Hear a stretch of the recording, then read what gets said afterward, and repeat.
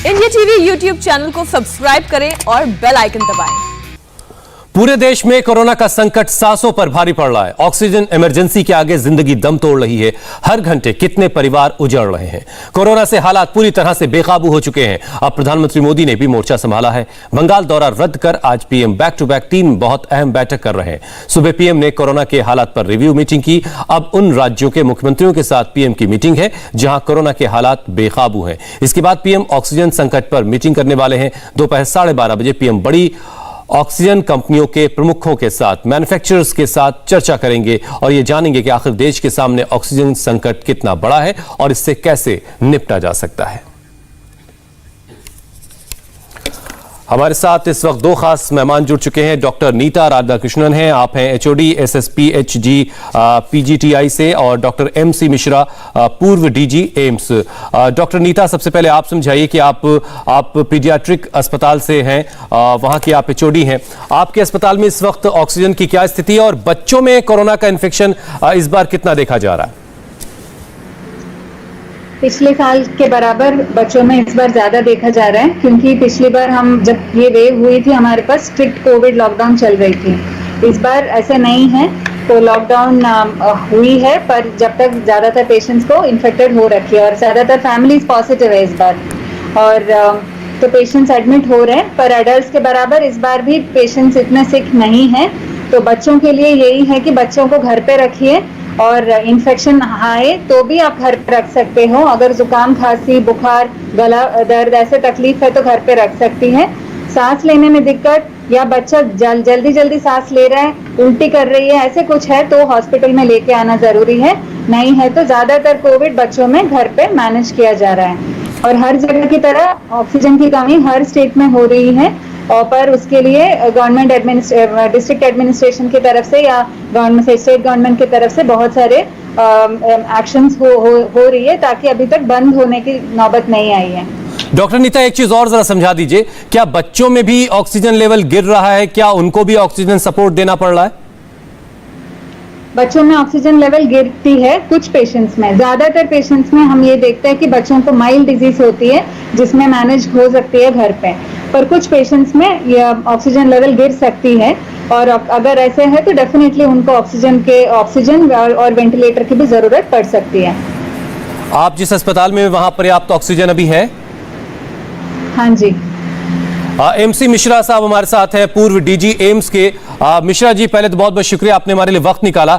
दिल्ली के लगातार अलग अलग अस्पतालों से हम खबर देख रहे हैं कि वहां पर ऑक्सीजन की कमी है। क्या आपने करियर में कभी ऐसा सुना और इस तरह के हालात आपने देखे थे कि ऑक्सीजन का इतना बड़ा संकट हो जाए कि मरीजों की जाने जाने लगे? अभी हमने दिखाया सर गंगा राम अस्पताल में टैंकर से ऑक्सीजन पहुंचाई गई है, मैक्स साकेत में ऑक्सीजन पहुंचाई गई है, जहां बहुत सारे मरीजों की जान अटकी पड़ी थी ऑक्सीजन की कमी की वजह से। Mr. Hussain Rizvi, thank you for keeping this discussion in the morning. Basically, मुझे लगभग आधा शताब्दी हो गया मेडिकल प्रोफेशन में, लेकिन अभी तक मैंने ये अवस्था जो ऑक्सीजन की आई है ये मैंने नहीं कभी एक्सपीरियंस की। ये डिजास्टर सिचुएशन है और इसमें हमारा जो ध्येय होना चाहिए वो greatest good for greatest number of people, और वो लोग खुद कर सकते हैं अपना बचाव करके। अगर लोग अपना बचाव कर लेंगे, बीमारी को होने से ही रोक लेंगे, तो ये सब समस्याएं आप रोक सकते हैं। जहां तक आपका प्रश्न था मैडम से कि क्या इस वाले वेव में बच्चों में या यंगर पॉपुलेशन में ज्यादा संक्रमण है, तो मैं आपकी जानकारी के लिए और देश की जानकारी के लिए ये कहना चाहूंगा, जो नीति आयोग ने अभी डॉक्टर हमारे पॉल साहब ने और बलराम भार्गव साहब ने एक डेटा रिलीज किया था 2-3 दिन पहले, उसमें ये बताया गया कि पिछले वर्ष 30 वर्ष से नीचे के लोगों की संख्या 31% थी, इस वर्ष वो 32% है, तो कोई बहुत ज्यादा अंतर नहीं है। यंगर देन 19, 0 to 19 उम्र के जो लोग हैं उनमें पिछले वर्ष 4.2% लोग थे, जो डेटा सरकार के पास उपलब्ध है, और इस वर्ष वो 5.8% है। अगर हम यूएसए का आंकड़ा देखते हैं तो यूएसए में पिछले वर्ष 8.5% younger population younger than 18 years was संक्रमित थी। तो इसलिए लोगों को बहुत घबराने की आवश्यकता नहीं है। जैसे डॉक्टर राधाकृष्णन ने भी कहा कि घर पे बिल्कुल बच्चों को घर पे रख के ही होगा, लेकिन ये जो आप दिखा रहे हैं, जो इस लहर में जो ये हो रहा है कि 54.5% लोगों को ऑक्सीजन की जरूरत पड़ रही है पिछले जो वेव थी पहली वेव के मुकाबले जब 41%।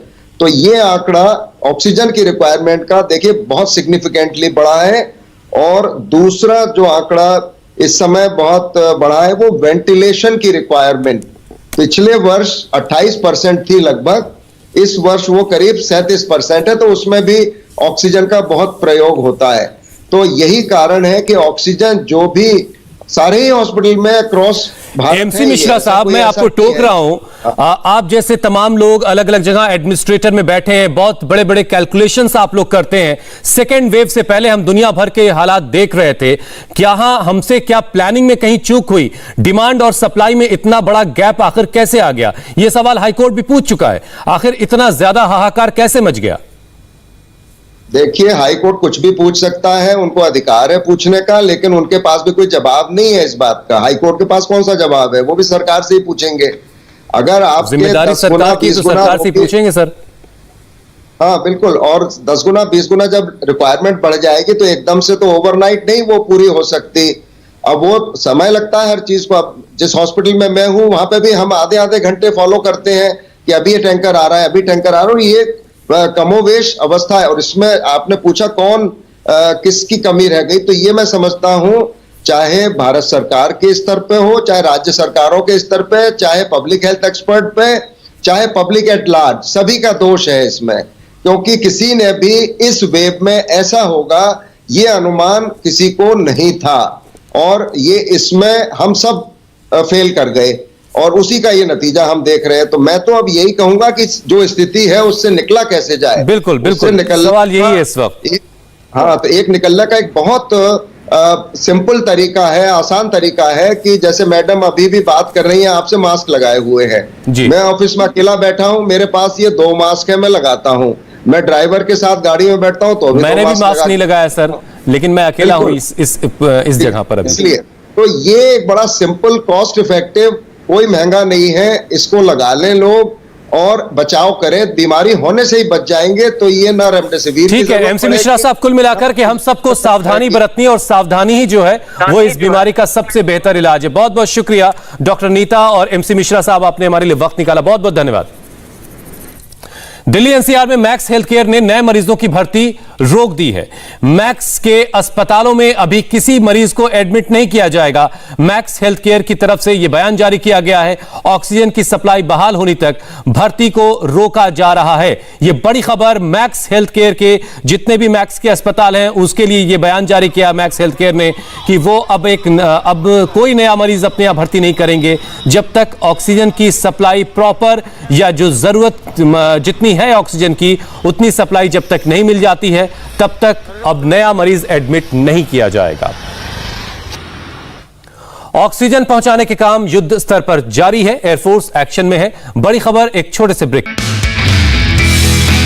नमस्ते, मैं हूं मीनाक्षी जोशी। वीडियो और खबरों से अपडेट रहने के लिए India TV YouTube channel subscribe करें, बेल आइकन दबाना ना भूलें। जुड़े रहें इंडिया टीवी के साथ।